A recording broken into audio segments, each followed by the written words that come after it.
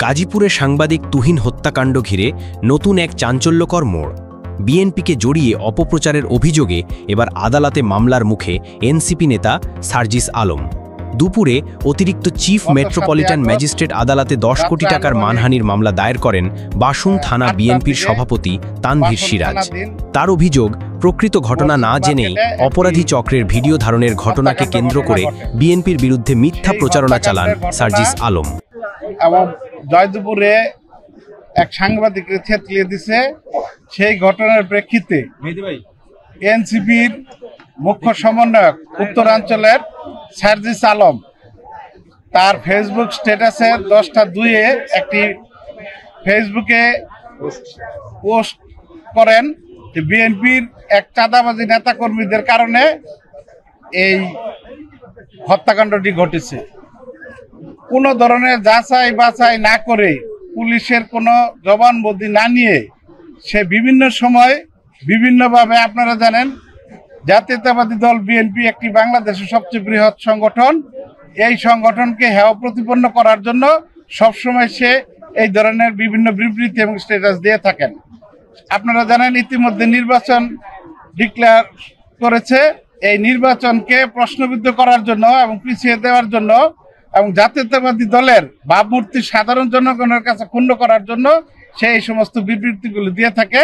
এর জন্য আমাদের সকল আইনজীবীদের নিয়ে, গাজীপুর কোর্টের যত আইনজীবী আছে সকলকে আমরা সাথে নিয়ে বিএনপির জাতীয়তাবাদী দলের আমরা সার্জিস আলমের বিরুদ্ধে মামলা রুজু করে গেলাম। বাসন মেট্রো থানার সভাপতি আমি তানভীর সিরাজ রুজু করে গেলাম। এই মামলায় যেহেতু এটা ফেসবুকে সার্জিস আলম একাই স্ট্যাটাস দিয়েছেন, আমরা সার্জিস আলমকে একজনকেই এই মোকদ্দমায় আসামি করেছি। বিচারক এই মোকদ্দমাটি বলছেন যে এটি যাচাই বাছাই হওয়া দরকার আছে। এটির যে ফরেন্সিক রিপোর্টে ওনার ফেসবুক স্ট্যাটাস ফেসবুকে দিয়েছেন, এটা জাস্টিফাই করা ফরেন্সিক রিপোর্ট দরকার আছে। এইসব কারণে এবং এই সংশ্লিষ্টতা যে আরো 2টা মামলা হয়েছে, বিএনপিকে ভাবমূর্তি নষ্ট করার জন্য ইচ্ছাকৃতভাবে রাজনৈতিক প্রতিপক্ষ হিসাবে এনসিপির একজন নেতা, সে উত্তরাঞ্চলের মুখ্য সংগঠক সার্জিস আলম, তার এই যে উগ্র আচরণ এবং কথাবার্তা, এটা দিয়ে সারা দেশে বিএনপির ভাবমূর্তি নষ্ট হয়েছে। যার কারণে বিএনপির সারা দেশের কোটি কোটি নেতা কর্মীরা আহত হয়েছে এবং সাধারণ মানুষের মনে প্রশ্নের উদ্রেক করেছে। এটা দিয়ে জাতীয়ভাবে একটা অসন্তোষ সৃষ্টির প্রচেষ্টা চালানো হয়েছে। এই সকল কারণে আমরা তার শাস্তি দাবি করেছি। কোর্ট বলেছে মামলাটা সিআইডিকে তদন্তের নির্দেশ দিয়েছেন, সিআইডির রিপোর্ট পাওয়ার প্রেক্ষিতে পরবর্তী আদেশ দিবেন।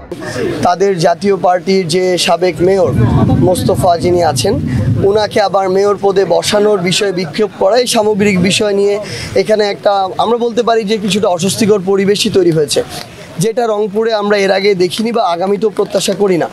বাট আমাদের জায়গা থেকে যে জিনিসটা আমরা মনে করি সেটা হচ্ছে 2024-এর এই অভ্যুত্থানে যারা ফ্যাসিস্ট বিরোধী লড়াই করেছে, আমরা এটা বিএনপি বলি, এটা জামায়াত বলি, এনসিপির বর্তমানে যারা নেতৃবৃন্দ আছেন তাদের কথাই বলি না কেন, আমরা দেখেছি আমাদের বিএনপির ভাইদের বিরুদ্ধে যখন মিথ্যা মামলা, গুম, খুন, হয়রানি, এরকম লক্ষ লক্ষ মানুষের সাথে এই বিষয়গুলো হয়েছে, যখন জামায়াতের অনেকের সাথে এই বিষয়গুলো হয়েছে, তখন জাতীয় পার্টি ক্ষমতার সাথে নেগোসিয়েশন করে বিরোধী দল, দামি বিরোধী দল সেজে আওয়ামী লীগকে সরকারি দলের বৈধতা দিয়েছে।